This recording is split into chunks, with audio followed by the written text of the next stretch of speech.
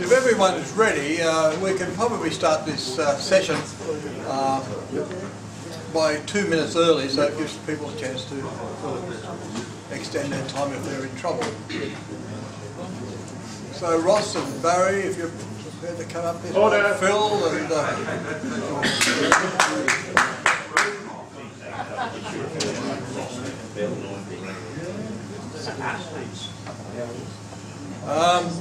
as you can see from the program, I'm the session's chairman. I will actually be handing over to John Pern at the end of the second speaker's talk. Unfortunately, because I've got to head off towards Armidale or somewhere, chasing something for the company and other things, so we'll be leaving a little bit earlier.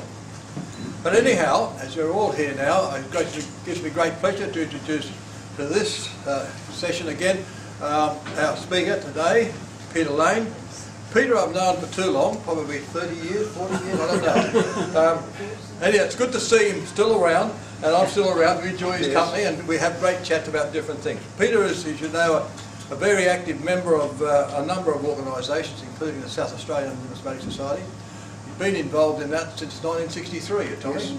And you did say something else to me that was very exciting. I had the mention, I've forgotten. What was that? I was Volunteer of the Year. Oh yeah, Volunteer of the Year. So he's Volunteer of the Day as well with us. So he's got some 250 competitors for this title, of which he get paid $250,000. So he's very happy. Anyhow, the reality about it is he's going to talk to us this afternoon about an interesting topic. About as exciting as some of the other ones we've been listening to. It's not, oh, you get it right, Jimpy, no it's not it, hey, here we are. Yeah, oh yeah, fire insurance companies, firearms, firemarks in Alfred Chitty's Adelaide Coin Den. And also gives him a chance to promote a book here, which I don't think you've already been aware of, but this is one of the reasons why he became the shall we say, the guide of the year or the person of the year at Adelaide at the Art Gallery of South Australia. I'll hand over to Peter. We're going to enjoy Peter. Peter's a good speaker. Thank you. You've seen this book, The Coin Cabinet, that's been on the table. In the process of writing it, I wanted to talk about these firemarks, which I'm about to talk today. But one of the golden rules in writing a book for an institution is if you can't find the objects, you really shouldn't put them in. Otherwise you do a wonderful story and they don't exist anymore. So that was a bit of a problem for me. But I did find them eventually. What happened was that I loaned some artefacts, non-numismatic objects, to the art gallery, and when one of the staff members returned the items to my home, I showed him a firemark because I said, look, I've been looking for these for years. I never knew such things existed until you just told me. But 10 years earlier, they were tidying up the off-site rooms, and they came across a stack of them. They didn't know what to do with them, so they stuck them underneath the table in their canteen. And one of the lucky things too, he brought them out, and because these are never going to be big ticket items or anything like that, they didn't want to sort of preserve them properly because they were sandwiched in sort of envelopes which were cut and scratched and all that, but organised through Art Lab to have them all individually stored, which was absolutely wonderful. The curator was upset with me when I told her because she wanted to have the other projects, but because it was done by volunteers, the art gallery wasn't charged any money. This scene here, the Coin Den, fabulous den. I don't know what the Powerhouse Museum and all those sort of wonderful interstate museums were like, but in 1915, Alfred Chitty, this was his coin den, and you can see the firemarks across the top. I suppose I should explain what is a firemark if you're not familiar with them. They're about this size, varying shapes, as you can see by the different shapes. They were, when 19th century people wanted to insure their house or their offices and so on, what they did was go to an insurance company, filled out a form and paid their money, and in return, once they paid it, they got a fire mark. And the rule was, put it in a prominent position in your house, so when the fire brigade comes, they'll say, yep, you're insured, because they had individual insurance companies. And the story got around that some fire brigades sort of, if you didn't have their mark, would drive off and just let the place burn down. Well, this was a marketing tool. In fact, all fire brigades put out fires, full stop. It was just to sort of to enrich them. My thinking, take on these fire marks, they were great advertising. You know, it's a bit like if you wear Adidas, you buy a shirt with exactly the same. They are quite rare nowadays. Basically, the old buildings pulled them down, and during World War I, during metal drives, they were removed because they didn't have any function. And around about 1900, they stopped producing these fire marks. But Alfred Chitty was very active in trying to get fire marks or anything. So perhaps we'll just have the next slide, please. Right, well, there's Alfred Chitty, 1912, 1917, and Sedley Taylor took over from him in 1931, and she continued to acquire fire marks, but not quite as active as Alfred Chitty. It's incredible. Sedley Taylor was in her mid-50s when she joined the coin room, and she died in office in 1931, so she was, over the age group. And it's quite rare for a female in that era to be in charge of such a valuable collection. I think it's one of the few in the world. Right, next slide please. Right.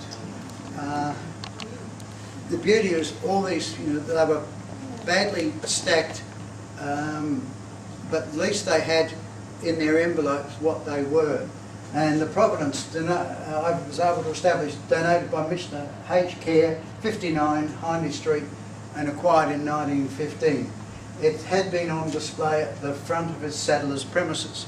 So it's great to have all this sort of information, because quite often you'll see fire marks today, no one knows the original provenance where they were stored.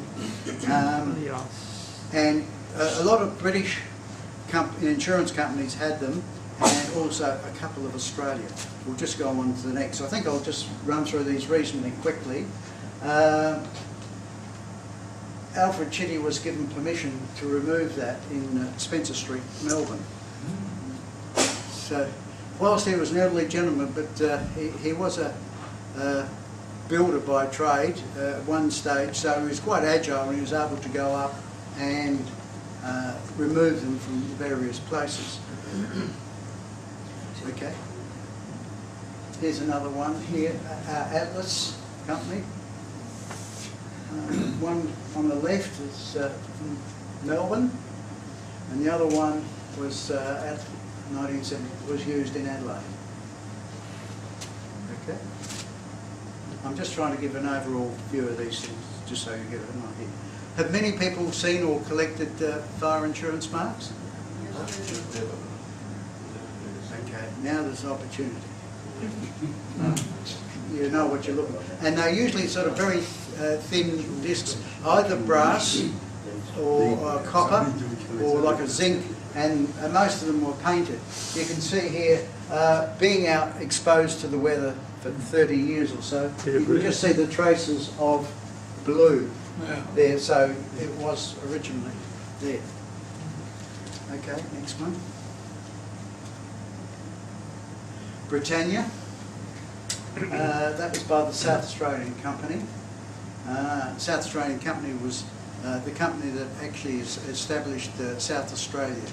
It was a dual thing where you had the Crown and the South Australian Company running it, and this was on one of their buildings in Perry Street.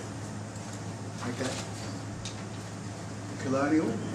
A lot of these companies have actually merged and re-merged or gone out of existence. Another one by Sinnott Brothers in Melbourne. They gave Chitty to removed from their warehouse. Okay.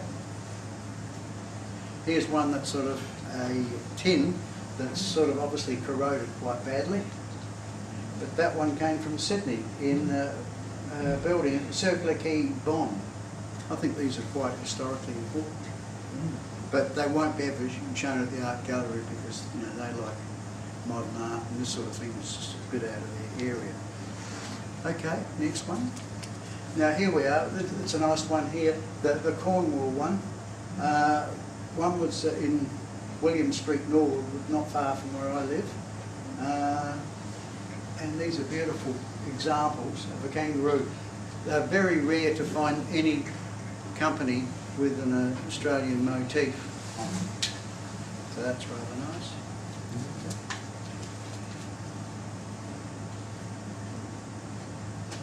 The Ross Hotel at Ross in Tasmania, so I've looked after the Tasmanians. Derwent and Tamar Fire Insurance.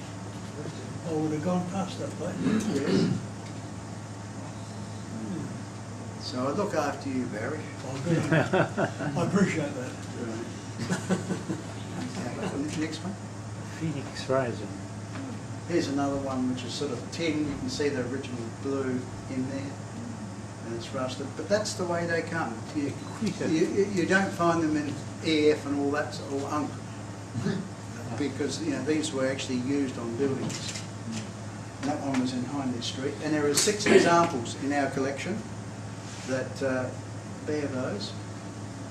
It looks rusty, that one, is it? Yeah, rusty, yes. It wasn't rusty, it was rusty when we acquired it, I believe. The Imperial, there are 2 types of Imperial there. You can see there's sort of a frame around there, whereas it's not on the one on the other side.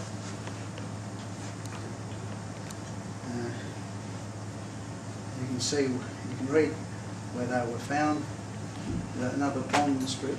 See, quite often in this one for Bond, there's quite a few in our collection that they had multiples of firemarks on their buildings. Are they both the same metal? Metal, yes, yeah. That's in very good condition, considering, because it's got that gold leaf and black.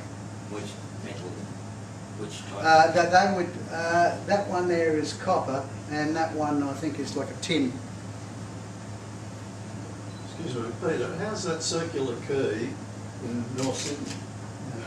Phillip Street North. Phillip Street North. The comma is after North. Oh, right. Phillip Street is Gotcha, interesting. gotcha. Yeah, the circle key. There's a lot of trouble there. York Street does the same. Okay. Maybe you'll use that right, so. That one's in really good condition. That one was unused. It was actually acquired by by Chitty to acquire those. It was unused, but it still is a nice example of one. One of those, incidentally, is available for sale in Adelaide at the moment. If anyone's interested in sort of What collecting. price are they looking for? 175. 175. They've got 2 similar ones, including that one there. Similar condition.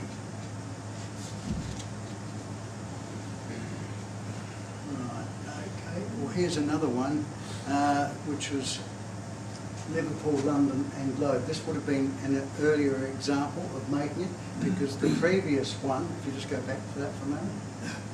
Got the bird facing the other way. Liverpool and London and Globe, 1836. Now, just flick forward. See this one here, this is actually attached to that. So therefore that was a makeshift one. That's the rare variety. That one, and it's got a little rivet in there which is rather loose. Globe was added. The club was added on later. Yes, yes, that's right. The company just did a merger, and that would have been put on, and then earlier they would have put that one, the previous one, which covers that. Okay. Here's another one. Goals for Morton Co. From the Melbourne warehouse, London and Lancashire. And here's a variation of that. It's got the two coat of arms of London and Lancashire. I assume for them. And that was goals from Morton from their Melbourne warehouse. Mercantile Fire and Neutral, 1921. Circular Key, same address, that one there. That was one when Sedley Towler was there acquiring them. You can see where they've put holes in there. I mean, they were never fancy. Just put them up on your wall and just whack a nail in. They weren't thinking of collectors at the time. Right. Oh, This one here is yeah, like a tin there. It's badly corroded, and it's been painted brown. I think it was painted brown when they painted the wall brown, because we've got a few examples. They just sort of painted over it. So I think that's what that's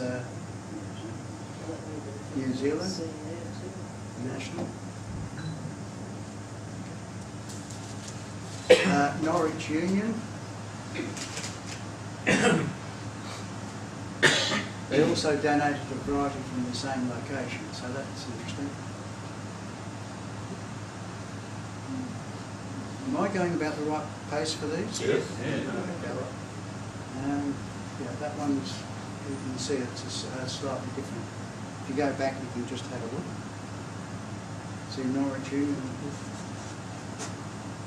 Britannia in the centre there, and the other one, there's Seated Justice.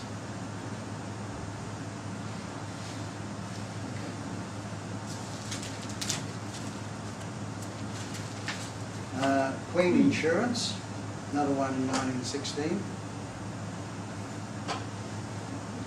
One there as well. Okay. And here's two from Royal. We don't have provenances on those. That's slightly different, and you can see this brown one was painted over in the wall, and they painted the whole wall that colour. And this is sort of a nice gold colour it would have been, and either green or black in there. Slightly different size and shape.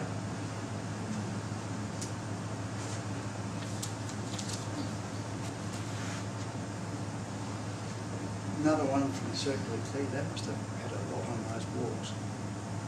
That's the standard. The various stars around the name, coat of arms. Fire Insurance, Sydney. And that came from Melbourne, that example. Like Davies took it from Gold. Yes, that's right. And the Tamar Firemark. Long So I time. get a bonus for selling 2 Tasmanian pieces. Yeah. Burgess 2 and Launceston. And it was purchased 2 in Launceston. Is that how you pronounce Launceston? Launceston, yeah. And in England, it's Ludston. Yes. And that one cost the art gallery 7 and 6pence. Very good Bought value. it in 1916. So 17 and 6 when you come and stop and think about it. Soldiers were getting, privates 5 bob a day, so it gives you some idea of their value. Here's another one with the emu on there, which is a wonderful one as well. Fire Insurance. Tasmanian Fire Insurance. 1835, is it? That's Yes. when they had that proclamation. Yes, so Isn't there that you are. interesting? You'll have to look out for one of those, Gerry. But if you're looking to, I've seen them in a few auctions, very rarely they ever come up, but the ones with the kangaroo and emu, you're talking serious money to by them. Here's a nice one which obviously wasn't used.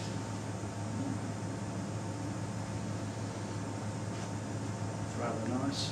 That's how they all would have looked, that lovely rich gold colour, red and blue. Okay. Ah, this is a great one. This is the only example that doesn't have an Australian connection where it was installed. It's a Belgian stock company, and it was denoted by H.W. Marshall in 1918. Marshall worked at the Public Library, Museum and Art Gallery, which was all under one umbrella at this time, and he knew Alfred Chitty loved these things, and in 1916 he enlisted into the AIF, and one day he was marching with his men down there, and he looked up and the whole house was demolished at Yeeps. He was in Yeeps, and he saw this and said, I've got to get that for Mr. Chitty. So after all this disaster and all that there, so when they had camped somewhere nearby, Chitty went back, and all the bricks and rubble they used to sort of to climb up and reach this firemark. And it was, he didn't know how to get it back to Australia. He sent it to South Australia House in London. I don't know how he got it back. And it eventually came back in 1918. So I think that this is, you know, a real good World War I thing, whereas, so there's never an excuse not to look for things. I mean, the place is wiped out, and there you are, you look up, there's an opportunity for Mr. Chitty. And when Marshall had come back, he finished up, he progressed through the ranks, and he was the finance manager for the whole group of museum and art gallery, so he rose to a high rank. In 1940, when each of those formed their own thing, you know, the art gallery is autonomous and museum and public library, he went on and did another government job. But what a wonderful man. I think he's got to be the collector of the year. He survived the war, which is good too. Yes. Right, okay.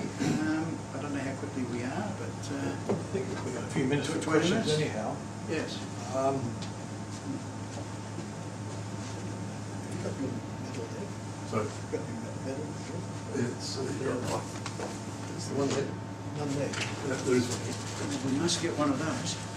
Absolutely. I certainly can't. So far. Thanks very much.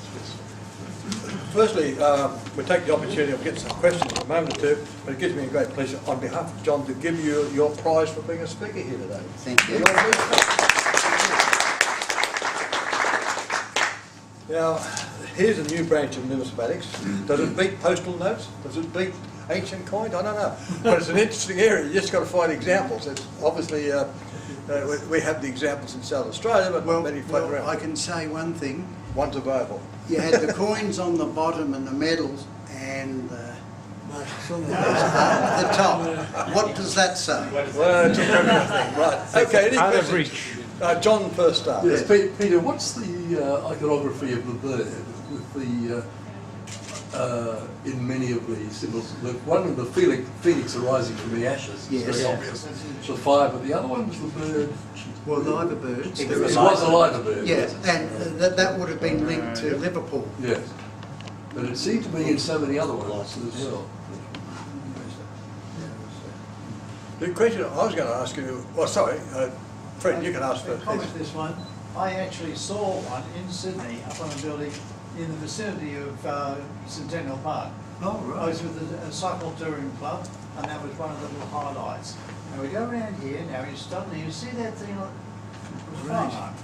Right. That's good. I haven't been able to find it since. Well, another collector found it. I was going to ask you a question there, Peter. Obviously, what you've said, and the pictures will probably published in the forthcoming Yes, journal yes. of the Society. Yeah, George. But are you thinking in long term of getting some sort of publication out that sort of discusses these things in greater depth rather than the superficial one that we're probably doing for this new book? So it's not really progressing beyond. No, I think I've recorded them. They've appeared in the Australiana magazine, and the art gallery staff are all familiar with them. Unfortunately, because we're an art gallery, not a museum, there's Not quite no. I think probably the only one that will possibly go on was the World War One later on this year, because our association with the war. But sadly, it's not. But I've invited groups of people to come and have a look at these ones. The only problem collecting these things is they take about one tray for each item. They soon fill the cabinet up with about 20 items. Any more questions, Ross? Does anybody else agree that there's a strange likeness between Peter and Chitty? You might read that. Devious look. There was my great-grandfather. Glasses going to be changed a little bit, otherwise you're right. Yes, yeah, George. Peter, I will, if you'd like to send me all that, I'll religiously record all that, make a real good job of it, and the fee will be a firemark. That's okay, I'll burn your bum. Oh, well said, well said, well said. You have the disc anyway. Yes, I'll do my best. These things are often found in damaged, degraded condition. Do people ever try to restore them in terms of try to paint them back up to the way they were? Well, there is a possibility that could always happen. Particularly ones in tourist spots. Yeah, tourist spot. Look, there is that potential, but I think you could probably tell it because you'd have to scrub it back, because these are very thin copper sheets that have been pressed. So I think you'd probably be able to tell just, if it's been played around with. That's not to say that the Chinese are not making copies of these things, but they're certainly not doing Give it time. Yeah, Particularly as the market develops on. Yes. Well, could you go back one of these, please? Go back to the original picture Which one? of the room with all Bigfoot the... rock, never. No. The very first one. That's it. Well, how are we going What to did find you want to take a picture of that? Well, there are two in Adelaide Oh, thanks. Peter, for sale. Peter, Yes. they actually do have replicas on sale at the Fire Museum in Victoria. Oh, yeah, so there's a chance to buy something. But that, You've got to talking pick about the very right. repainting them, that one you pointed out before had traces of the light blue in it. Yes. That'd be sacrilegious to take that off. of it. Oh, yes, yeah. Just preserve them as they are. There's something like 56, I think, altogether, but these are all the different styles that we have here. And they've got lovely little boxes that Art Lab have designed and stored them. And they stack up about from the floor to about there. Right. So they don't take up as much room. Well, I think we should thank Peter for the Well tribute.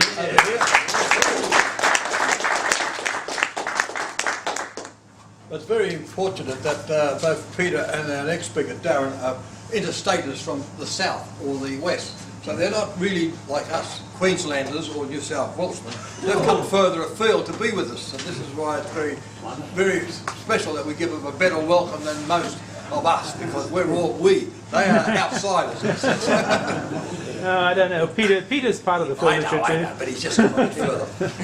Darren Burgess, of course, is a new one to our group up here, and he's another Englishman, which we sort of have to look at with regard these days, because there's so many that made the trip across the waters. He was born in the market town of Bridgenorth, which is in the English county of Shropshire. So he saw the light and decided that the Great Southland was worth coming to. Eventually, he studied astrophysics at Cardiff University, which means he's got links with Wales. But he also was practical, but he started riding on a lawnmower, he tells me, at Wolverhampton. So he's obviously got the skills of mechanical stuff. But from there he went on to implement infrastructure and asset management solutions around the world, including New Zealand, Malaysia, Philippines and Canada. So he's a bit versatile. You can do your lawns and you can also fix up infrastructure. He immigrated to Australia in 2005 and he very quickly saw the light, joined the NAV in 2010, and they must have liked him because they made him president a couple of years later in 2013. So it's a great welcome to have you up here anyhow for this exercise, Darren, and we hope you're enjoying yourself. I am. And you're going to be speaking in our next speaker, who'll be talking about the NAV Explorers series of medallions, a retrospective. He learned a lot about numismatics, by the way, and he met many distinguished numismatists in Victoria. They've got a couple down there.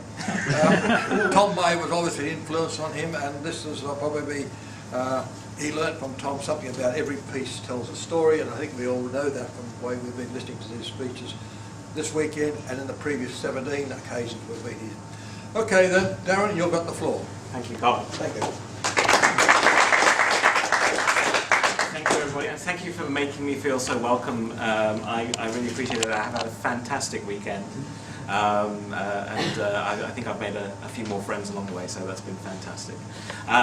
So before I start, though, I'd like a show of hands, please, if you're under 50. Okay. Kids around the place. You qualify for the youth thing. Yes. So if I can get a junior membership, that'd be great. Now, the reason I ask that is that I'm actually looking back 50 years ago. So for me, this is history. For you, you lived this. You're a good friend. Can I get the next slide, please? So, I'm just going to briefly introduce you to the Numismatic Association of Victoria. So the Numismatic Association of Victoria was founded in 1946. But before that, organised numismatics in Victoria started in 1914. So we were just slightly later than you guys in New South Wales. Our first president was a guy called Dr. Andrews, Dr. Arthur Andrews. He wrote a book you may be familiar with. And he would visit from Albury on occasion to join our meetings from time to time. So he was the first president of the Numismatic Society of Victoria. That lasted until 1931, and then the Depression hit. And also our members at that time were more aligned to history than perhaps numismatics, and so they folded into the then Historical Society of Victoria, now the Royal Historical Society of Victoria. But a resurrection was around the corner. The Association of Australian Numismatists, which was established in 1939, they helped to kind of form the NAV out of the ashes. In 1949, we issued our first medallion. Now, I think you guys issued a medallion in 1949 as well. Yeah. And in fact, we commemorated the same thing that year, which was the centenary of the issue of the first copper token in Australia. Now, of course, we celebrated it because Mr. Anand Smith and Company were a Melbourne-based grocer. But also, interestingly enough, Anand was a councillor in the city. He was quite a man of influence, so you know he was able to get things done and kind of got these tokens kind of brought in from my neck of the woods, from the Midlands in the UK. If I could get the next one. So we move on to 1967. We peak at 302 members. Those were the days. The membership forms would come in, the subscriptions would come in. We would have meetings. There would be how many? I read in the coin review, over 100 people at a meeting. So they are the heydays. That year as well, we established something called the Max Stern Trophy. So I noticed you have the Tom Hamley Trophy, and that's for the best written paper. So Max, who is a remarkable man, I can tell you a lot of stories about Max later. Max, he was coins as well, and in fact Ray Jewell cut his teeth with Max, I think, in numismatics. So Max commissioned a trophy for the best talk given at a meeting, because he was thinking the talks were getting a bit dull. So he kind of invigorated it by making it a little bit more competitive. And the current holder of the Max Stern Trophy, that's me. And I always take great pride in that. And also this year we said, right, now we've got all these members and stuff, we're going to issue a series of medals, not just one-off commemorative medals, we're going to issue a series of medals. So the council decided that a special series was going to be struck to honour noted feats of exploration. It wasn't necessarily going to be commemorative. So we're in 1967. Who do we pick? 1967. It's a bit early, but you know, let's honour Captain James Cook. You'll be glad to know that I'll be pointing this out as we go along. Yes, I noticed that. You'd have found out if it wasn't there. Don't blink. So this is issued early in 1967. It's an insert with our journal of the time, which was coming out on a monthly basis. And so this is the preliminary design. Thank you. Second one down. There you go. The force is strong with me. This is the preliminary design. So we have a portrait of Cook on the obverse, and then we have a map of Australia, and dates of key voyages on the reverse. So if you could... The medallion is designed by a former member of a member of the NAV at the time, Harold Hickson, and it was based on this portrait by an artist called Thomas Cook. Now, Thomas Cook was no relation to James Cook, just happened to have it. But Thomas Cook was and it's an engraving. It's produced by KG Luke & Sons of Melbourne, a very famous manufacturer in Melbourne. And they are sizable. They're bigger than anything that we'd issued up until that point. So they were 2 inches, 50 millimeters in the new system. And the mintages were going to be 100 sterling silver and 200 bronze. Look how cheap that was.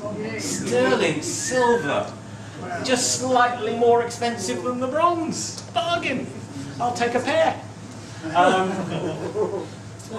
So, what did they look like? So this is the bronze. You'll see KG Luke, Melbourne. Tasmania's been run over. It's still there, just behind the ship. Just behind the ship.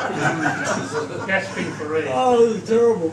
So there's a bit of censorship that's been going on here. It's still there, honestly, it's still there, you just can't see it. I thought we put more emphasis on the naval kind of history than the Apple Isles. Besides, it wasn't Tasmania then anyway. So that's the bronze, and then if we hit the next one, she was also produced in silver, and yes, Tasmania's missing off the silver ones. Yeah. How many bronze? 200 bronze, 100 silver.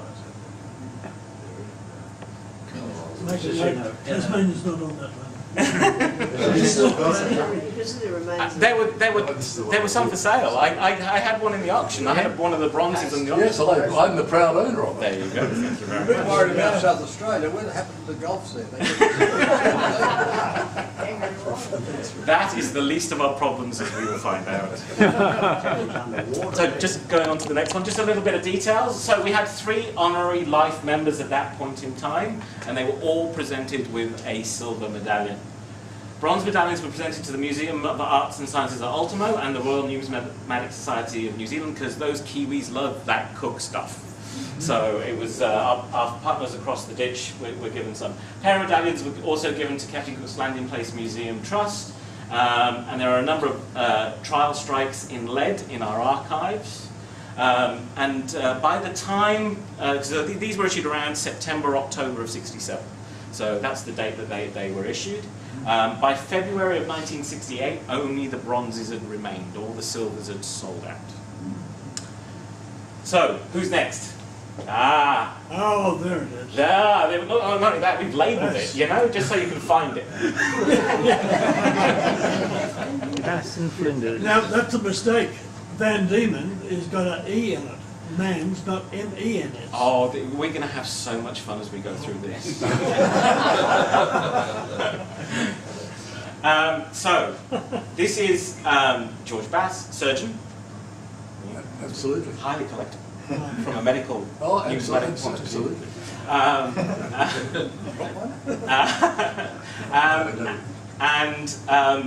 So this is coming out in 1968, so we put this design out there. No one's commented, I think, on the spelling of Van Diemen. We'll have a look at the finished product and see how we do there. Okay, so let's look at the next slide.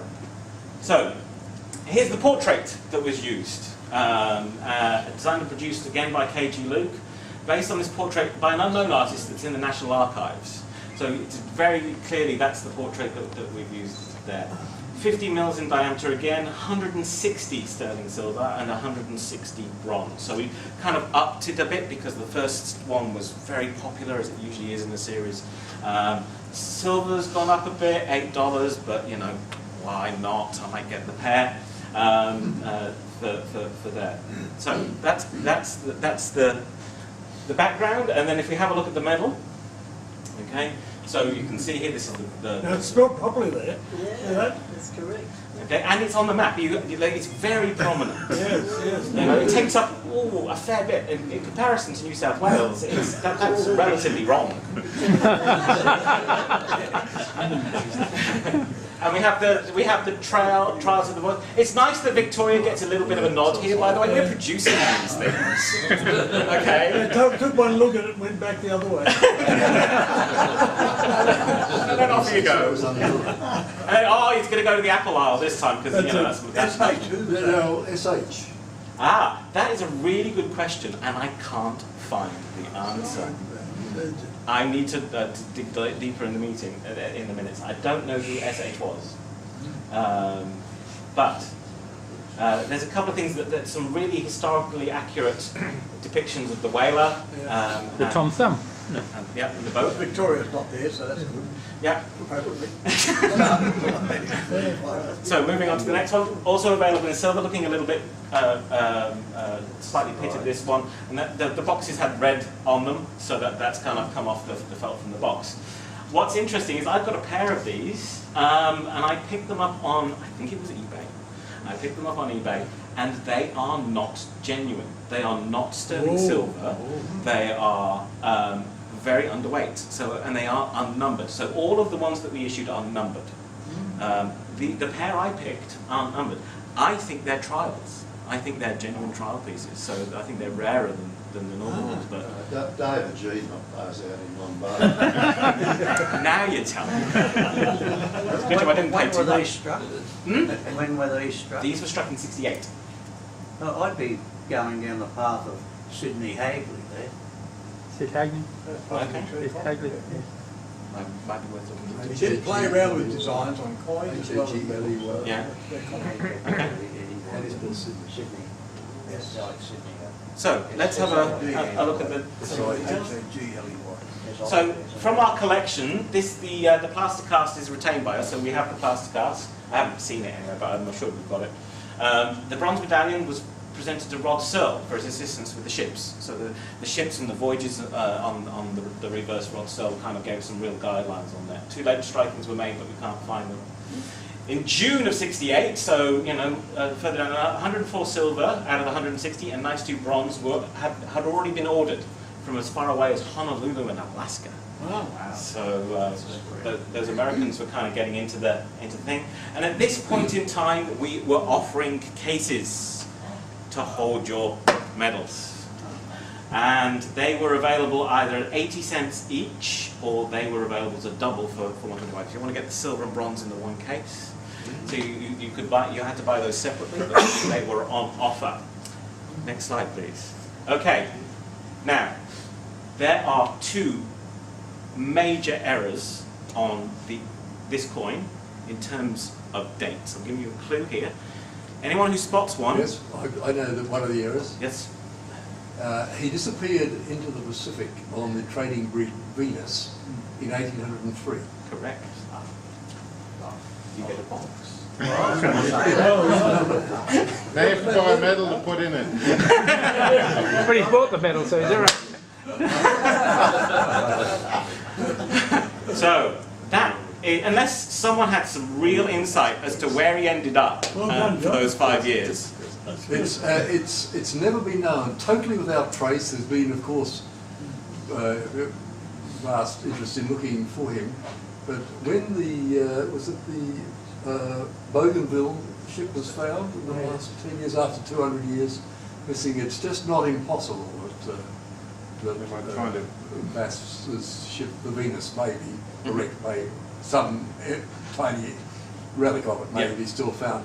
There was a fanciful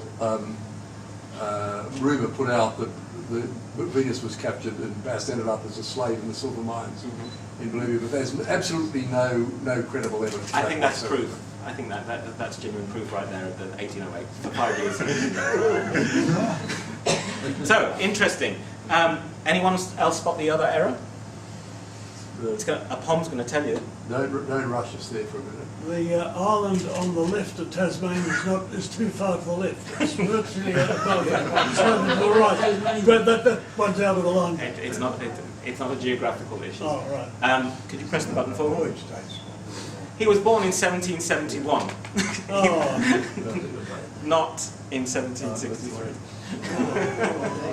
So if you do the next one, yes, we don't know when he passed away. So we were really accurate here, and look, we spelt Van Diemen's right. What more Yes, do you that's want?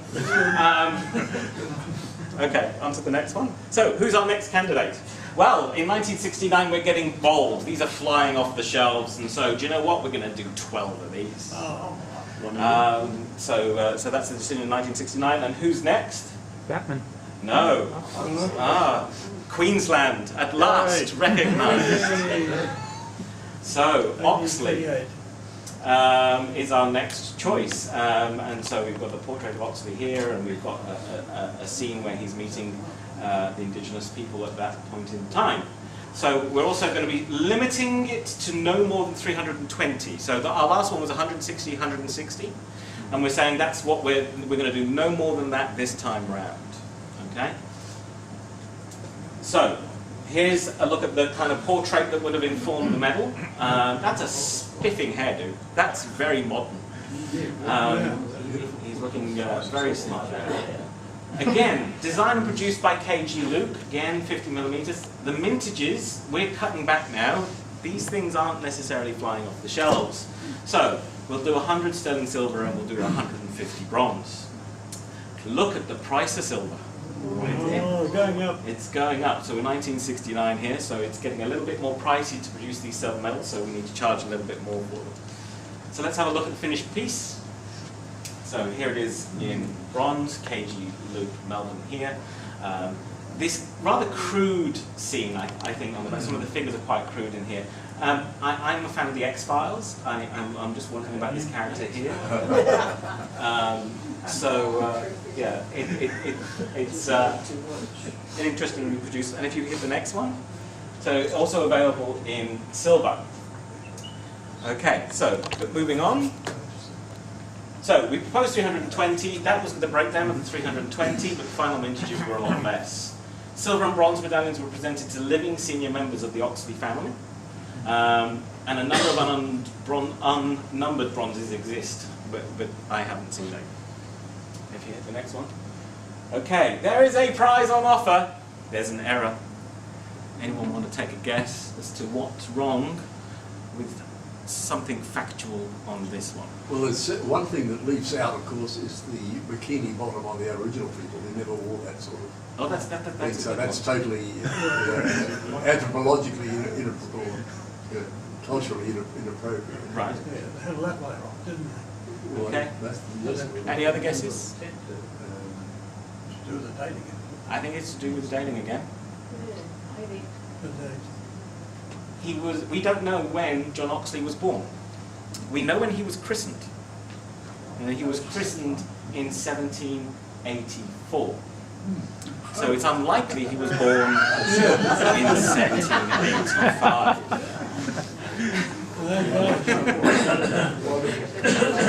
You're being pedantic. No, I'm a POM, and it's your history. I'm just kind of relaying. What happened to the Was he Jewish or something? He's got a little thing on the back there. I've always wondered about that. It's like, what's going on here? I think that's a dye issue more than anything else. Yeah, it's very strange affectation on the dye. So moving on to the next one. So yes, we don't know. There are, in fact, if you go and do a Google search of John Oxley, there are 4 different websites with 4 different dates of birth. They can't agree on it. So the Australian Dictionary of Biography has the christening date, and that's the most firm date that we can establish. So the Oxley family couldn't shed any light on it? They probably could if we'd have asked them, but we'd probably produce the medal by that point. Yeah, you did. You presented it. That's right. So, coming up, South Australia finally recognised. This is so Charles Sturt comes up, and it's a limited edition striking. We're going down to no more than 300 medallions at this point. So let's have a look at some of the stats. So this is an interesting portrait of Sturt, and you can see it's clearly informed the design. So it's based on an original portrait in the possession of the Australasian Pioneers Club in Sydney. It was presented to them by Philip Lethbridge. So that's, and in all of the literature, we're saying that this is designed, so we're switching from KG Luke. KG Luke, possibly a bit more expensive, possibly a bit busy. We'll find out why they were busy shortly. Mintage, 75 sterling silver, 125 bronze. So we've got quite a low mintage coming in here, and silver, we're holding at 1550, the bronzes have gone up a bit in there. So let's have a look at the finished product. Here it is, here's the silver edition. Now, all of the dates on this, as far as I can tell, are bang on. However, in our literature, for some reason, one of our members has said, but this isn't Charles Sturt. However, I think our member who's documented our medals is in error, and I think that is Charles Sturt. And I have had that confirmed by someone who lives in South Australia, so it must be true. So, the order form and later our journals all list the die sinker as N. Olsen of Adelaide. And that's what's also in Carlisle. However, it's wrong. Yeah.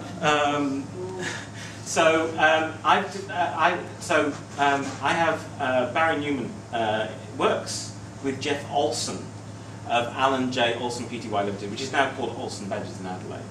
And it is Alan J. Olsen that produced this medal, not N. Olsen. So there's a little bit of correction of the text that's needed. And we're reliably informed that Ernest Snook is most likely to be the engraver. So a little bit of an acknowledgement to Mr. Snook there. That would most likely be right. Yeah. So let's have a look at what happens next. So, what is everyone else doing in 1970? Cooked by St. January, of course. Yes. So we're a little bit out of step with everyone else. And we were there first, 1967. Come on, we were ahead of the game. But yes, we were a little bit out of step with everything else that everybody else, not just numismatic societies, but councils and manufacturers were all, and the Royal Australian Mint were all doing. So, moving on to the following year. So, on the 6th of May, we're looking at 1970. Like, so what's happening with the rest of this series? We've had 4. Where's the remaining 8? And the council get back and say the quotation received for the production of the Blue Mountain Explorers of Lawson, Blackland, and Westworth. It's all right. I know that was wrong. No wonder they'll see. Presented a substantial increase in cost, and therefore they will be becoming difficult to sell. The council will continue to investigate ways to reduce costs, but at the present time not considered advisable. So if we move on to the next one. So 1971, which is a fantastic year, by the way, really good year. Yeah. It's the year I was born. this is what we produce. We produce a Silver Jubilee medal for the association. So it uses a standard Stokes and Martin obverse from the exhibition, and then we have a worded reverse. Quite a small mintage of 150 silver bronze, priced appropriately at a low $2.50. So that was a Stokes piece in 1971 that we used, and we use Stokes a lot for our medals.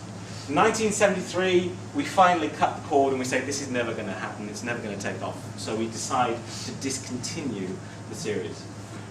Some lessons that were learnt are really, they should have been commemorative. There's always a commemoration that you can probably fit in somewhere, and Cook probably would have been much better served as a commemorative piece in 1970. The remaining pieces, if you're interested in who else it was going to be, so there was going to be a single piece for Blacksund, Wentworth and Wilson, and then there was going to be a Flinders, a Mitchell, a Cunningham, an Eyre, a MacDonald Stewart, a Forrest and a Mawson. So those were going to be the other candidates that were going to be on the medals. The other thing that we learned is don't order so many boxes, because no, feel free to take one. By the way, we have quite a few in the archives, and if you already have one of these medals, they sit very nicely in here.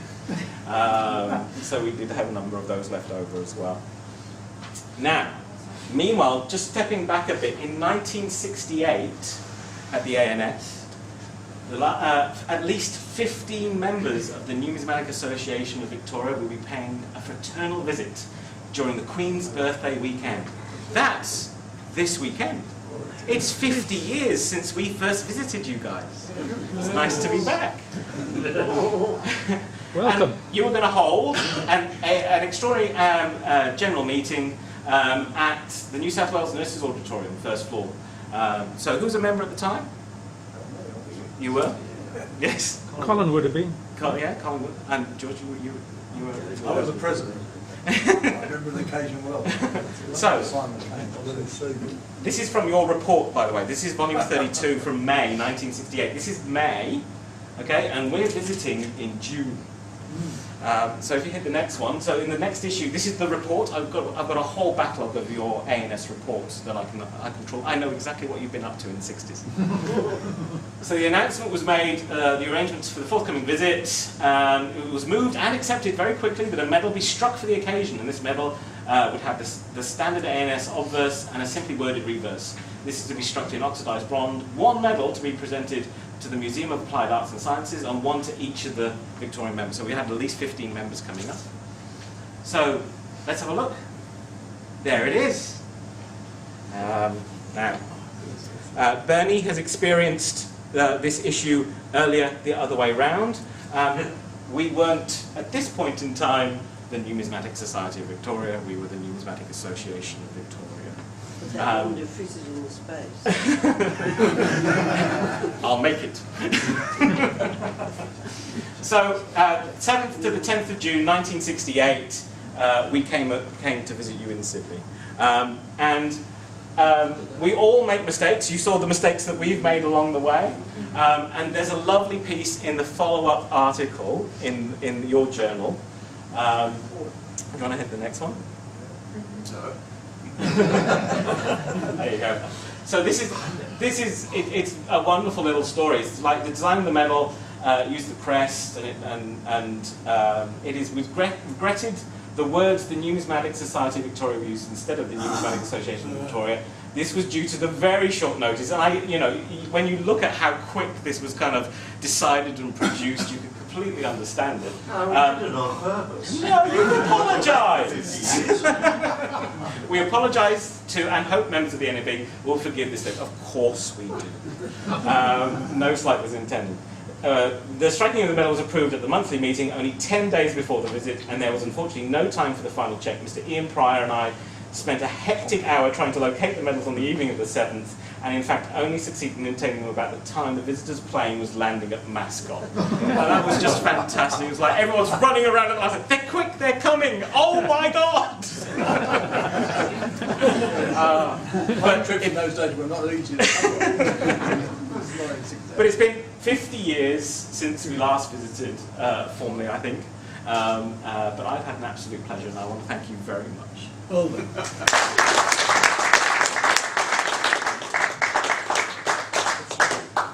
Well, thank you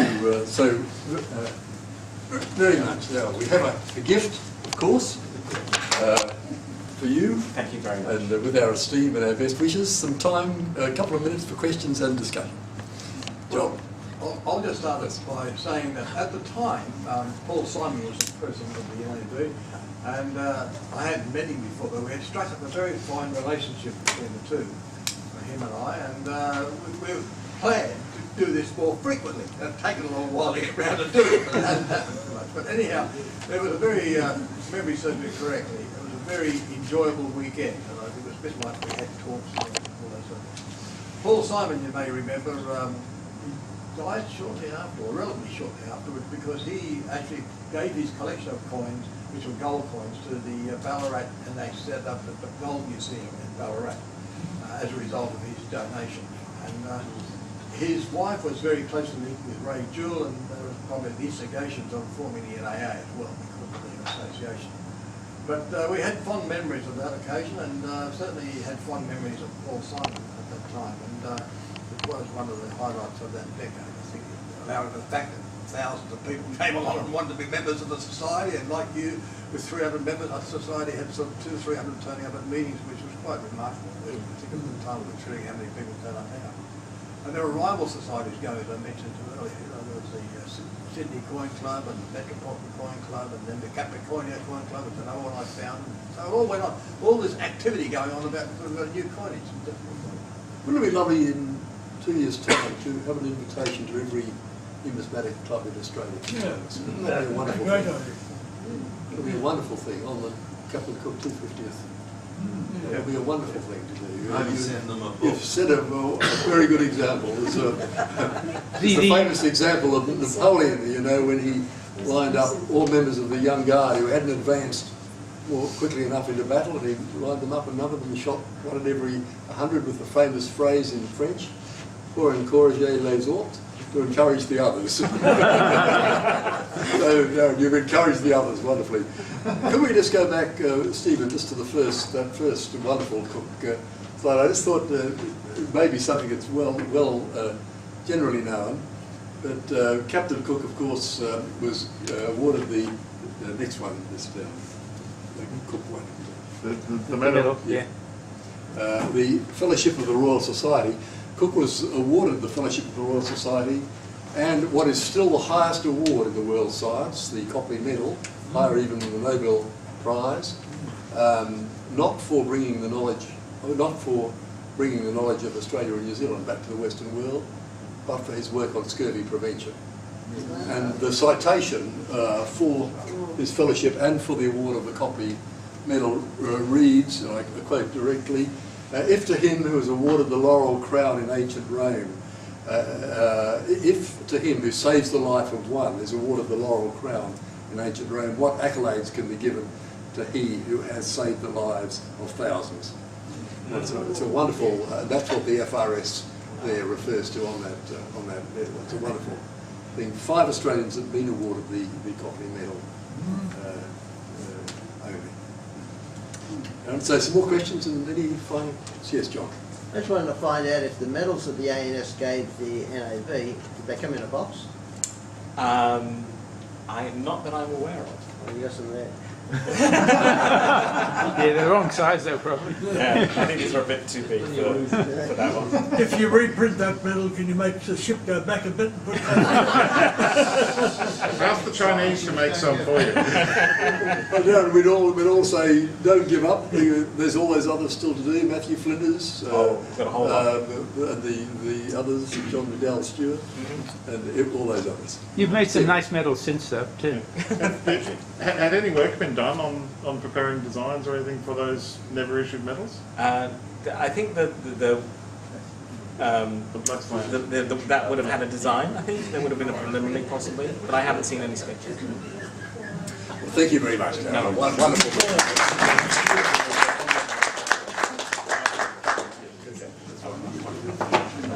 Well, thank you so much. Colleagues, we say very good wishes to Colin, and thank you, Colin, for your leadership and service here on throughout every one of our meetings, and to so many of us when we visit. Drive carefully, Colin. Almost done. Remember those timber trucks. Don't keep an eye out for them. Tagline for Sandy. Don't forget the grandchildren. Well, it's a pleasure now to introduce Rod Sell, who, of course, needs no introduction, but just to formally summarise a quick bio. Rod, of course, has been our membership secretary and our treasurer continuously for the last 23 years. Wow. He's a gold medalist, life member, gold and silver medalist and a life member of our society. For 20 years he served with Qantas in sales and marketing, and another 20 years as an executive with the Inbound Tourist Association of Australia. He's currently a salaried officer with Meals on Wheels, combining his great reputation in volunteering together with service outreach. Rod was born in Shanghai, and for the first 2 years of his life was a prisoner of war of the Japanese. 20 years then, subsequently in Hong Kong, before the most wonderful thing happened for Australia and for the Australian Numismatic Society. Rod came to Australia, and he's going to tell us today about the ANS Proclamation medals. Rod, sir. Thank you.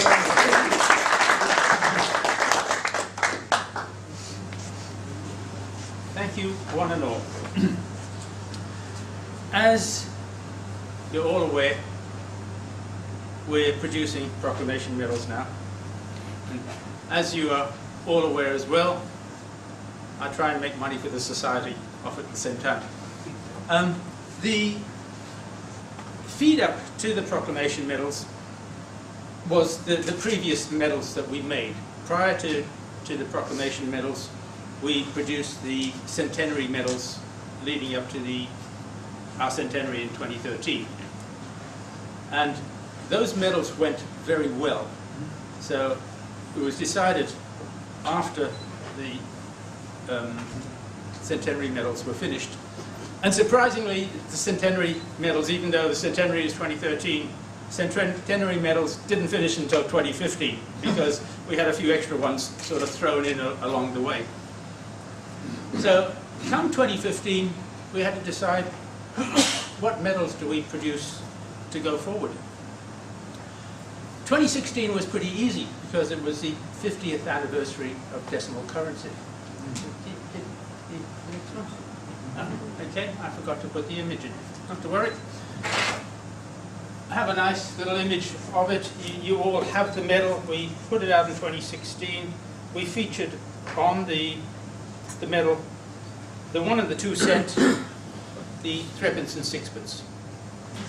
And we were going to make that medal and give it to everyone. And in the designs, I was speaking to people in China because they could do it a lot cheaper, and they did quite a good job.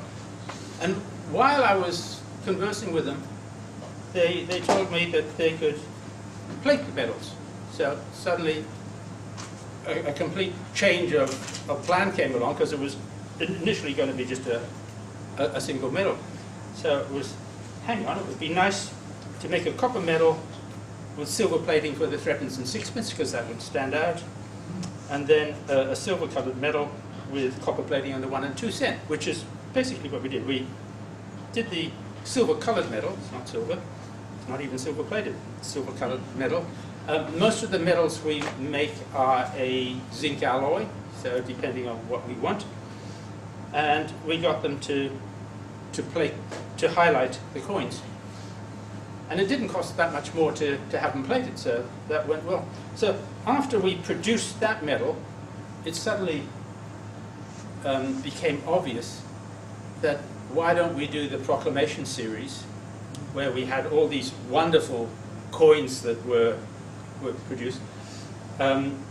These images were a little bit too small, and if we did the Proclamation series with the obverse reverse next to it going the diameter of the coin, or the medal I should say, it would stand out. So that's how we proceeded. So next image please. So it was decided to start with the cartwheel penny. At this stage, Michael Tishy was still the secretary, and Michael was always wonderful with images. I don't know if you guys noticed with the monthly reports that I put on the website for people to look at all the pictures. Half those pictures Michael has doctored. They weren't the pictures of what happened. Like if you look at some of the ones we have at Noble Numismatics, he's got the obverse and the reverse together on that, whereas when we were watching it and Jim gave his talk, we only saw either an obverse or a reverse on the television, but Michael doctored the images and put them all together. And he'd have a meeting of the ANS on the board somewhere and what next, and he sort of manipulated everything like that. He was very artistic that way. Anyway, so I spoke to Michael and said, okay, Mike, let's get this design up. How about you finding the cartwheel pennies and sort of making the design? So between us, we came up with this design, which worked out very nicely. He had it in colour as well, and we gave it to the manufacturers in China to do it. At this stage, it was decided, rather than do one medal, do two medals at the same time. You always learn by mistakes. Not sure what the next one was. However, I made the mistake at the time, since learned, that we had this one and we had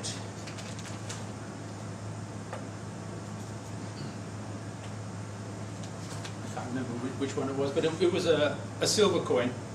So it was the copper coin and the silver coin. And we wanted to put the copper coin on a silver background to highlight it, and make 50 with a gold background, which I can then sell to members at $10 each, and try and recoup some of the cost of the production, especially since we were giving 160 of those to members. So that proceeded. But I had trials and tribulations with convincing the manufacturers that I wanted copper plating. They couldn't understand this, Who copper plates anything? It's always gold plated or silver plated. You never copper plate something. And I couldn't make them understand that I wanted copper plating. So after a lot of discussion, and they weren't too sure, they did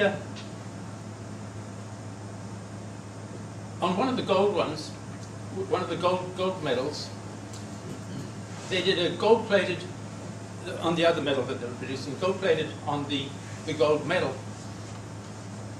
And they made different varieties and what next, and they sent me scans and said, is this what you want? Now they'd already made it, and they were completely wrong. I wanted that. But it worked out okay, because those were the error coins that I can then put in future auctions and get a lot of money. So everything works out well. But anyway, so we produced this cartwheel penny, which I think everyone got one and thoroughly appreciated, because they really did turn out a lot better than originally thought. Yes. And this one eventuated because we did that, the early one for the 50th anniversary of decimal currency. And if we hadn't done that one and sort of silver plated and copper plated those ones, this series might never have been born, but it was born. Could we have the next image, please? Okay, this was the second coin, and the Mexico 2 reals. Where's Bernie? I'm here. Okay. Bernie chastised me by saying the 2 reals isn't in the proclamation. What are we doing using the proclamation? I don't think that was exactly how I put it. Oh, I know you were far more tactful to Bernie. So, this coin again was a very interesting one.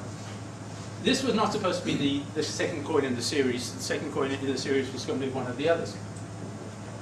But this was one that Michael had already produced the images for. And it was originally going to be an 8 real coin. We took the images of the coins from the Renix catalogue. So we went into the Proclamation series, and there they had all the images of the coins. So I said to Michael, yeah, I want to use these coins, and you know, we want this one with the Mexico Mint, etc. There. So Michael's very good. So he found an image of that, and he made the design on the coin, and we had it off to China to produce. And luckily, they hadn't started producing it yet. When I was looking at the coin in Renix, and it says 8 reals, and I looked at the coin, and there was a 2R up there. And I was saying, hang on, if it's a 2R up there, that's a 2 real, not an 8 real. And so I said, we better change the figure down here. I mean, we could tell them to try and change the 2 to the 8, but I thought, no, it's just better to change the 8 to the 2 down here and fit it in. So we did that. But when I did that, Michael had already gone back to Czechoslovakia. So I couldn't say to Michael, you know, do a new design. He'd sort of gone. And after Michael left, I was thinking, hell, I'm not much good at playing with images and what next. How do we continue? But luckily, the producers out there, they have an art department that can do all this work. So the 2 reals coin is the one that we were selling to everyone in January this year. Just before I go any further, you may not have all. Has everyone received the Gulden coin, which is a coin we're giving out this year? Yes, so I've given most members the coin. I hope I've given everyone a coin. If I didn't give you one of the medals for this period, the Dutch Gulden, please let me know and I'll give it to you. It just saves me posting it to you later on when we send a report or something. Yeah, so this was decided to be the second coin we had. We'll go on to the next one, please, Steve. Now, this is the Dutch Gulden. This is a, where's Darren? Yeah. Error, always errors. And this one was my fault. Well, it was their fault, but my fault as well. So I'd asked them to produce these coins. I send them the images and I send them the text I want. So I said, I want Proclamation coins 1800, like it's going to be standard throughout. These are the Dutch Gulden and the Dutch Gulden down here. Produce it, and they sent back the artwork and said, yes, here's the artwork.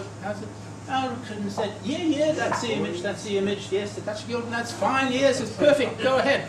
Anyway, they only take about 3 weeks to produce all this stuff. And they say, oh yeah, it's all done now. Here's an image of the medals that have been produced. And I look at it, and I said, it's got coins wrong. And by then they'd already produced the sort of 200 of this and 50 of the gold and what next. So I go back and say, oh, you know, we got coins wrong. And because we made 2 medals at the same time, because we're trying to get ahead of things, this one and another one further down both have coins spelled C-I-O-N-S. So, yeah, error, but we live with it. I was discussing with them whether we could correct it and produce it. He said, yeah, but you know, we can give you a special price, but you know, we'd already spent a lot of money on. They'd had to make a new mold. These are not struck; these are cast coins, and they make molds. So they make the mold, and the mold, you know, it really comes up very nicely. And I don't know if you've had a chance to look at the coins closely against what the genuine article looks like. but they're really, really good, their art department. So, next one please. Okay, this is the next coin that we're going to sell to everyone in January next year. It's the George III 1787 shilling. Very nice coin. Because with we hearts or decided, without hearts? With hearts or without hearts? I'm not sure. I don't know which image we sent. So if you have a magnifying glass when you get it, you might be able to tell, but I can't tell you right now. Colin's not here, so, but I have to thank Noble Numismatics for the images. I've gone onto their website and I've hit Proclamation coins, and then I've run through each of the images I want, and I've picked the best image, and I've taken the image from obverse and reverse, and those are the image that we send across and say, this is what we'd like, please, on the coin. And they really come up very well. Because this is a coin that is going to be sold to members, we know that not everyone really collects them. And so when I started producing these, which was last year, we only made 100 of the copper one and 50 of the gold. Next one, please. Okay, the Joanna. This is another one that was with the initial design that we produced. Michael made this image of this one, and we sent across Joanna, 8 escudos. So again, it's come up very nicely. Next one, please. Okay, going forward. Oh no, for future years. I then had to think, okay, we're going to produce 20 or 20 plus of these medals. So looking through Rennick's, saying, okay, they mentioned the pagodas and the star pagodas, and I found this nice image of a star pagoda on the Noble website, but it had a big gash there and some of the other things. So I sent it off to them and said, can you repair it? Which they've done fairly well. So it looks even better than the real coin, and we have that there. But because the numbers that we're producing for sale, I made 100 of one and 50 of the other. We actually sold about 40 pairs. So we said, we don't need a full 100 of the other one, so we can do it 75 and 50 should be sufficient. And it still leaves us a few coins left, a few medals left over that we can sell to the general public. And we are selling some to the general public. We have a few non-members now who want to buy them. Like we have a few members who belong to the Newcastle Numismatic Society, and they obviously show it when they get it to their membership of the Newcastle Numismatic Society. And I've been approached by a few of the other members saying, look, I'm not interested in joining your society, but we'd like to buy the medals. I'm happy to take their money. You know? So, after we've satisfied the needs of our own members, any left over, people can buy. So this is the Madras. It's called EIC, I put it down, East India Company, Madras Presidency Star Pagoda down there. And it's come up very nicely. The medals were up for everyone to look at earlier on in the back, and if you didn't get to see it then, you'll get to see it when you get one. Next one, please. Okay. This is one of the original ones we made as well, the Pillar Dollar 8 Real. This I is know the other one with the coin spelt wrong. Yeah, this is the other one with the coin spelled wrong. And again, I always associate pillar dollar with that one, with the pillars with the globe on it, rather than the 8 reals with just the other sort of pillars. So to me, that's a pillar dollar, not the others which I consider an 8 real, but maybe I'm just being fussy. So again, this is one that will be given to members in due course, a couple of months, a couple of years' time. Next one, please. Yeah, just like that. Thanks, Ron. Okay, this is the Brazil Maria I 4 escudos, half a Joanna. So basically, we're going to be showing all the different Brazilian portraits on them, because there's a Peter and Maria and one thing. So, a quick. Okay. Next one, please. Didn't think I talked that long, John, but I obviously did. The Great Britain George III guinea. And I didn't pick the spade guinea. I did the other sort of fourth guinea or whatever it was, because we'll do the spade guinea at a later period to be sold to members.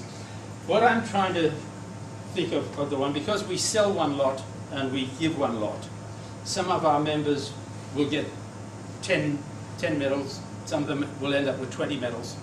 And I'm trying to do it so that each of the people who are just get the one that's given will have an example of an Indian coin, we'll have an example of a British coin, one of the 8 reals from Brazil, etc. Next one, please. Okay, those are the ones that we have produced to date. So I'm trying to get ahead of the game. I'm very conscious that I'm 75 years old, and I'm in good health, but who knows what the hell's around the corner.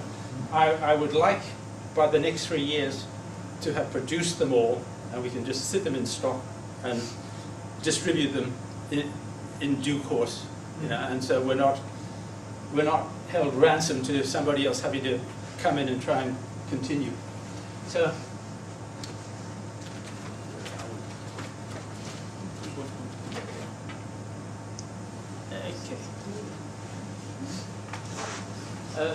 This is actually the George III one, I think. That's the spade George III spade guinea. So this is the obverse of the spade guinea. Next one, please. And that's the reverse of the spade guinea. So this is the image I've borrowed from nobles and that I send off for them to be done. Actually, could you go back a few to the other George III spade guinea? Yeah. This was a very strange, I think it was this one, had a lot of initials.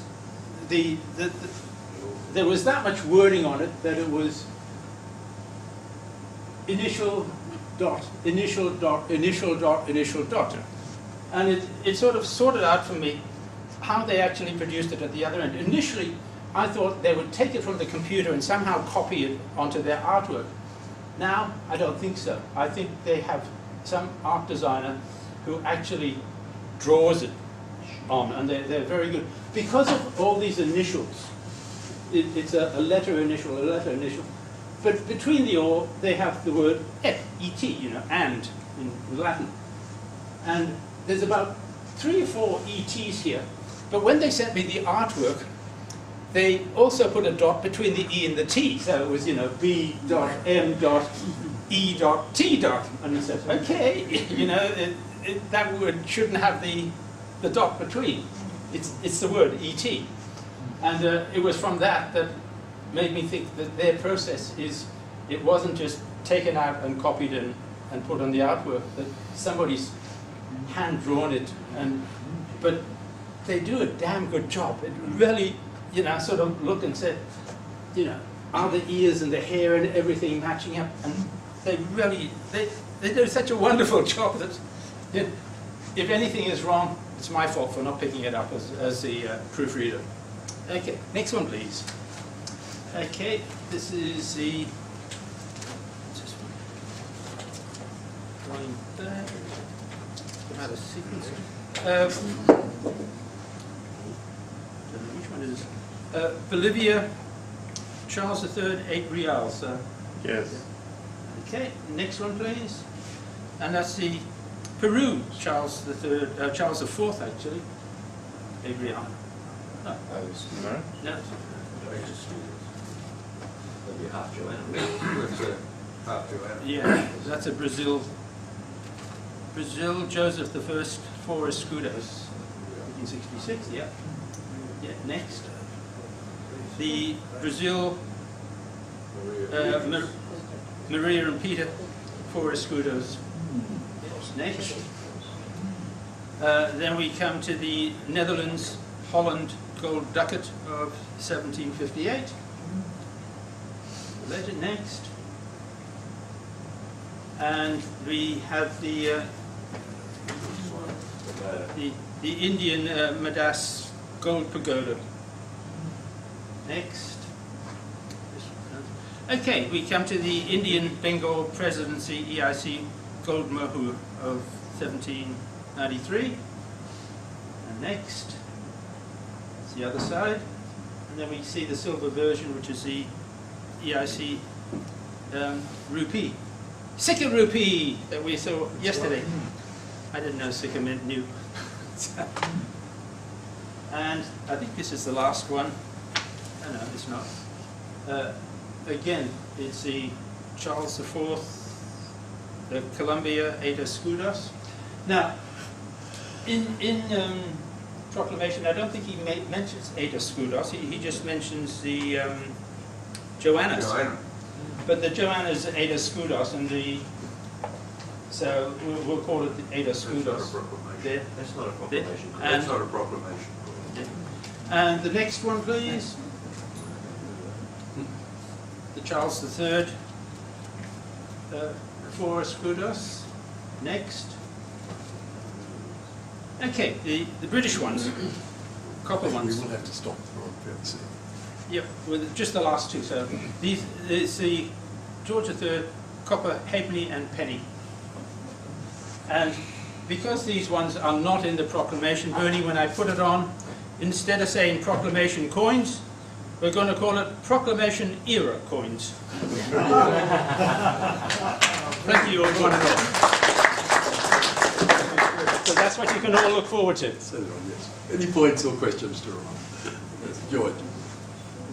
Not only did the Chinese do a good job with getting the images right, they also had to consider the relief of each coin, because some parts of the coin were in higher relief than the other. And they do a good job. When we did our Holy Dollar one, they sent me some images, and they actually had arrows pointing how much relief they had, and I was able to order on 2 occasions where they had some relief too high, and I said, I'll set that back at that, and they did a marvellous job, I reckon. Yeah, yeah. And so, you know, when we get these, it's going to be really good. Yeah. And Gerry, there's a farthing amongst them. Yeah, don't say that. Ron, we owe you a great debt for all that wonderful, wonderful work.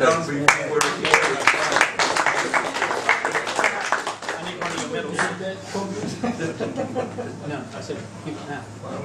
Yes. Ron, we'd love you to have a memento of the day, of course. Thank you, sir. We owe you a great debt for this wonderful background. We had 23 years as our treasurer and membership secretary. It's a wonderful service, Ron.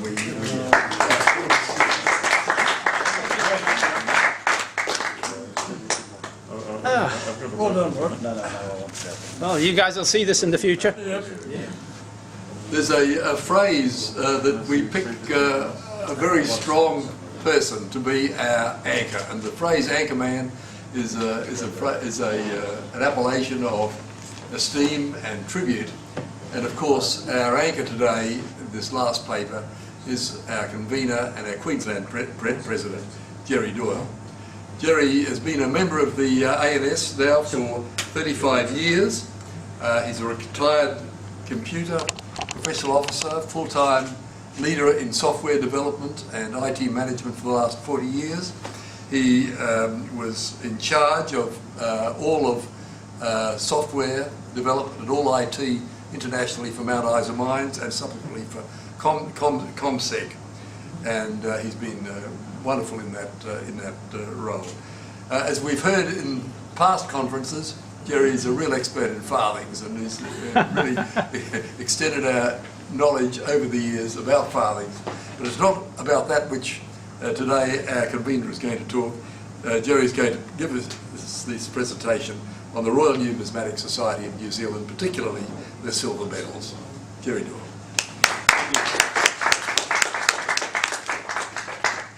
Just before I start, the people upstairs have brought us some afternoon tea. We weren't planning to have afternoon tea, so I'll go quickly. Don't ask any questions, and you can have afternoon tea.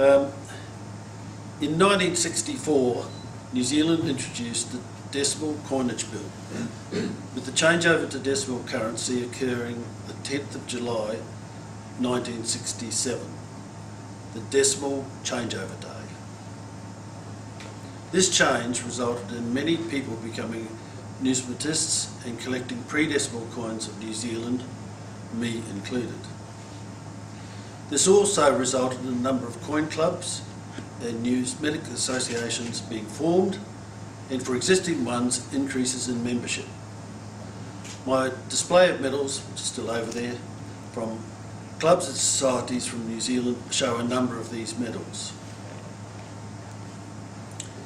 This paper's topic is the medals issued by the Royal Numismatic Society of New Zealand in 1967 for this occasion. This was the third medal issued by the Society, and its reference is McMaster and Purdy 1967/3. Next slide, please. The obverse shows the Society's badge. It's bordered by ferns, leaves and blossoms of the New Zealand kowai tree, with pound, shillings and pence to dollars and cents below. With asterisk, the Royal New Zealand Society of New Zealand Incorporated around.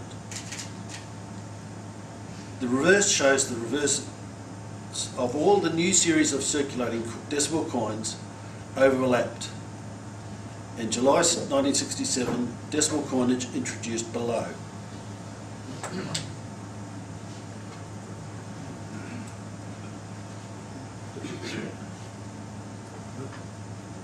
The second one from the top. Okay. You can see here pound, shillings, pence, and around there's all these little NZs. You probably had better just look at those on the actual medals. The medals are 63 millimetres in diameter and produced in bright silver with a mintage of 200, sold for $15, New Zealand buy. Toned silver with a mintage of 50 or presentation only. Bright bronze, mintage of 500 and sold for $6.50. And toned bronze, mintage for 100 for presentation only. For the silver medals, the content is 4.6065 ounces actual silver weight. The medals were designed by James Berry and struck by the Royal Mint in London.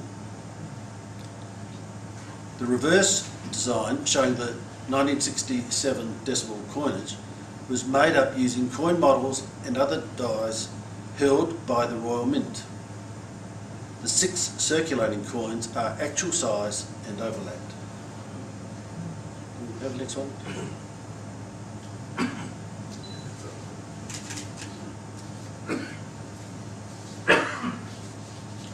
Tone,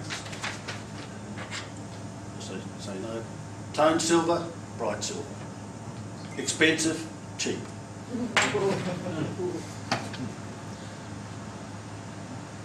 Reginald George James Berry, OBE, FRNSNZ, was the sole designer of New Zealand's circulating decimal coins. Known as James Berry, he was born in England in 1906 and immigrated to New Zealand in 1925. He died in 1979. As an artist, he is best known for the design of over 1,000 stamps, coins and medals. He was also a Vice President of the Royal Numismatic Society of New Zealand.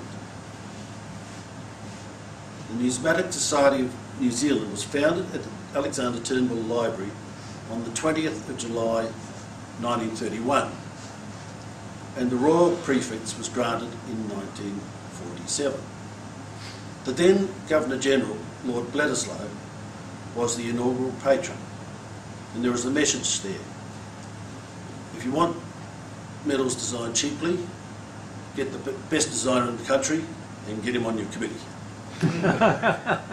And also, if you want to be known as and get the Royal Prefix granted, get the Governor-General as your patron. Sorry, John. That's actually what happened. There's quite a lot of history. He was Lord Bledisloe, as you know, Bledisloe Cup, he presented, but he was also very interested in numismatics. I was privileged as a young boy with a great friend of his family when Lord Bledisloe went back to England. He sold a lot of his possessions, including his prized shotgun. This friend of our family's, my family bought this shotgun, and as a young 10, 12-year-old, I had the privilege of firing his shotgun, killing a few rabbits and possums. On inspection of the hallmarks on the silver, next one please.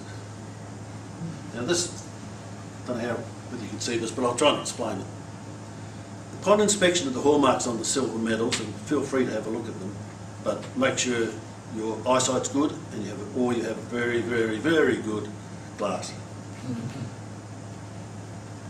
On inspection of the hallmarks on the silver medals, these indicate they are made of Britannia silver.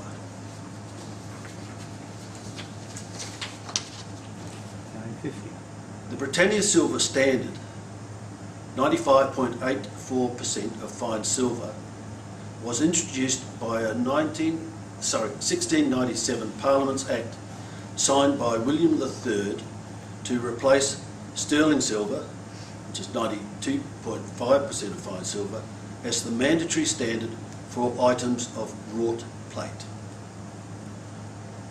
The decision was taken to limit the practice of clipping and melting sterling silver coinage to make silverware.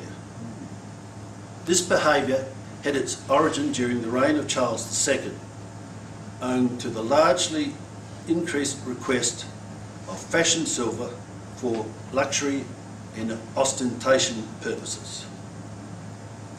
The change of the standard required a change in hallmarks. The line passant gardent, denoting sterling silver, was replaced with the female figure commonly called Britannia. Don't know, but that's Britannia there. That's the headless line. The leopard's head mark of the worshipful company of goldsmiths was replaced with a lion's head erased. Moreover, every silversmith was required to register a new maker's mark composed by the first two letters of his surname. The Britannia standard alloy was softer, less robust and a little more expensive compared to sterling silver. Many silversmiths began to lobby for the reintroduction of sterling silver, but many Huguenot silversmiths were familiar with the higher standard used in France of 95% fine silver and petitioned for the retention of the new standard. The sterling standard for silverware production was restored in 1720, and the Britannia standard became a voluntary alternative. In 1739, plate workers were ordered to destroy their existing marks and register a new one composed of the initials of their Christian name and surname, choosing letters of a different character from those previously used. The Britannia Standard had a revival in the reproduction of antique items in the late Victorian era, during the reigns of Edward VII and George V, and in more recent years, 1960s and 70s. Now, just a couple of other things. M, 1967, pretty clear. That's the initials, JH, J, I think. And this one here, I'm not sure, but it looked like a bridge, but in closer inspection and under better magnification, it could be the Tower of London, because these were actually produced at the Royal Mint, which in 1967 I think was still in London.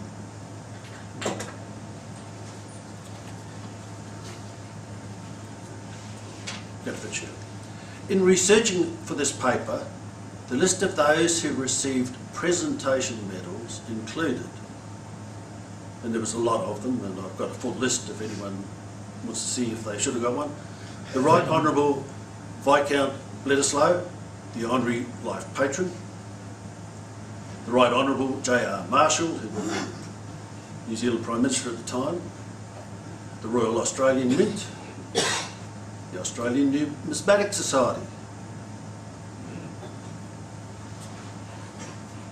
In this they referred, apologies, the Numismatic Society of Victoria and the Numismatic Society of South Australia. I'd just like to ask, who's got those medals down?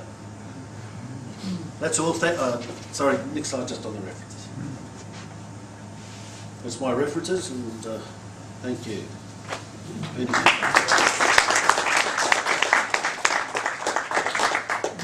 Which I think I've ever seen. Thank you the very one much. that was given to us. Gerry, there's a special interest in hallmarks in many other societies, of course, of collectors, of ceramic societies, fine china societies, and so on. It's a very wonderful specialty interest. Questions or discussion? One quick question, if we can go back to the original picture of the two coins, please, with the decimal. And yes, I noticed that on the 10 cent, the name of it is still a shilling, which is a pre-decimal. What's the reason for that? First 2 years, yeah. 67 and 68 New Zealand 10 cent coins have 1 shilling on them. Right. They help with the changeover. It was part of the changeover, but I see. they're actually the same size as a shilling. Yeah. The others They're don't. interchangeable. Yeah. But it's probably, New Zealand has not worked quite with it in that sense. But they did produce nice medals, and as a society, having the #1 medal designer as a vice president was a smart move. Would have helped you, and especially when you can go to the Royal Mint and say, you've got those dies and we'll just use That's them. why he probably produced the ANS Cook medal as well. He produced the, produced it's over there, certainly the ANS Cook one, yeah. Thank you, Rudy. Rudy, yes. I, at one stage, owned a medal which is a portrait of Lord Bledisloe. Yes, they're and the Numismatic Society of New Zealand, in fact, made it. So that's actually clarified why they would have made this thing. There was the first medal they ever issued in 1935. They made the medal for him. And I surrendered it to a good friend. Should have given it to me. He's a New Zealander. Should have given it to me. I'm a New Zealander too. And he was together of rugby football. He couldn't help himself. And so I eventually took home so he could have a reasonable sleep that night. I said, I want you to take this home and enjoy it for the rest of your life. No, it's and he had an interest in numismatics. He was heavily involved in the after the society was set up, and obviously they approached him to become patron, and he was patron for a long time. And I was so surprised to see such a lovely man. He also was very interested in any scientific advance in farming, and he set up a prize for the best medal. Yes. Stephen, could we just show the coins again? George? Put the silver ones up here. Sorry, mate. Yeah, go on. Yeah, I'd just like to say that when Gerry brought this group of medals along to one of our meetings one night. He seemed to have quite a few of them.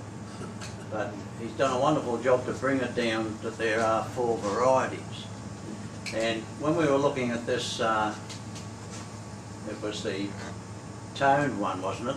It's got the, I think there's 2 of them with the hallmark on, is it? Both the silver ones got the hallmark. Anyway, when I had a look at the hallmark, it was quite small, and I thought, I don't know what that is. And anyway, Bernie got in on the act, and he soon zoomed in and said, that's a Britannia fineness, and I'd never heard of it. And anyway, between Gerry and Bernie, and probably a bit of help from myself, he's brought this down, the 4 varieties of medals, and to think that he's got these with this Britannia hallmark on, not sterling silver hallmark on, is a real credit to him. It's a fine display you've got there. Could we just go back to the medal, Stephen? Yes. Of course, Bernie.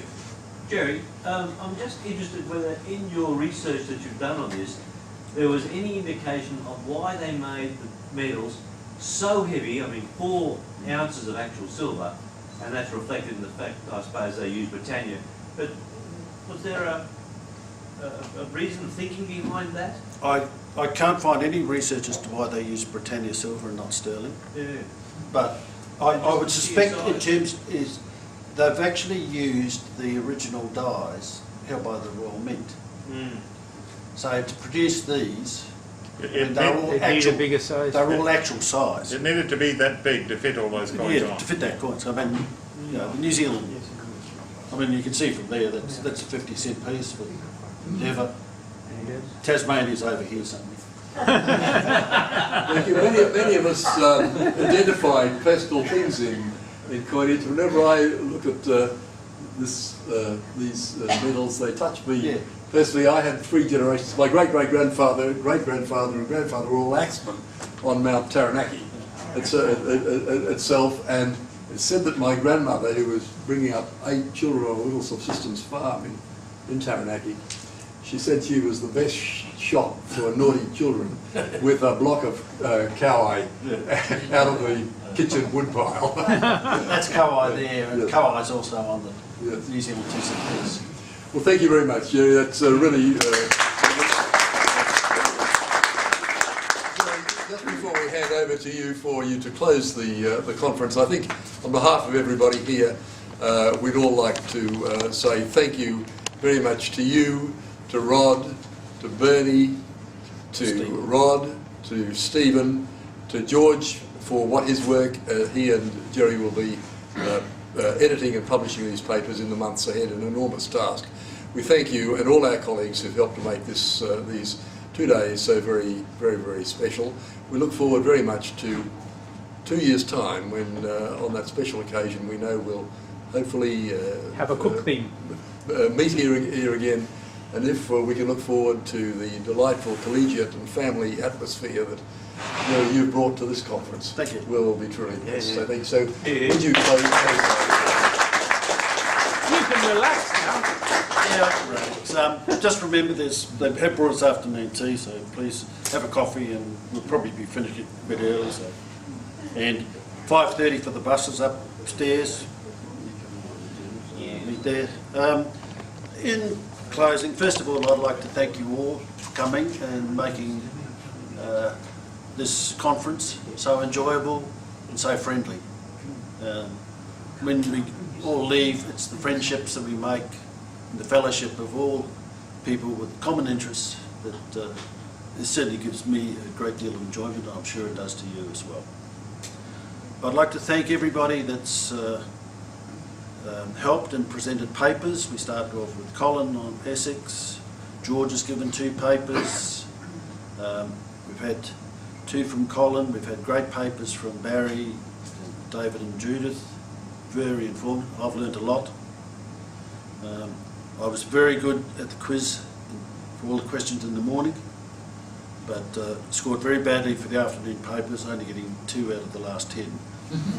So obviously I've got to concentrate a bit more. Very good, great papers from on a medical and historical point from John and Bruce. Bernie talking about Gympie, famous Gympie. And Rudy, as usual, very passionate about Renaissance. Rudy gave one with soul, you could say, couldn't you? I think Phil also showed that there's a lot of the medals that we see are the result of great work by many sculptors and designers, and I think a lot of it, what we've shown, reflects that. I thank Ross for keeping us up to date on postal notes. Very well, great informative paper. And Pat for great paper on people on our banknotes. Peter's once again come to the fore with some, I want to say, great rarities that are held within the South Australian coin world. And Darren, welcome. Well, although I can't invite you for the next one, I'm sure you'll be there. Very welcome. Rod and Stephen, John, Bernie, Gordon, George, thank you very much for all the help you've given me to make this a success. And like they do in the Olympics, it's my pleasure to hand over the baton. And it's my pleasure to hand over the baton to John and Rod and Sydney to organise our next one. Just remind you, have a coffee and some biscuits and afternoon tea, and we'll see you upstairs, get on the bus to go to the RSL. I don't think I've got anything else to say. Thank you. Well done. Very well done.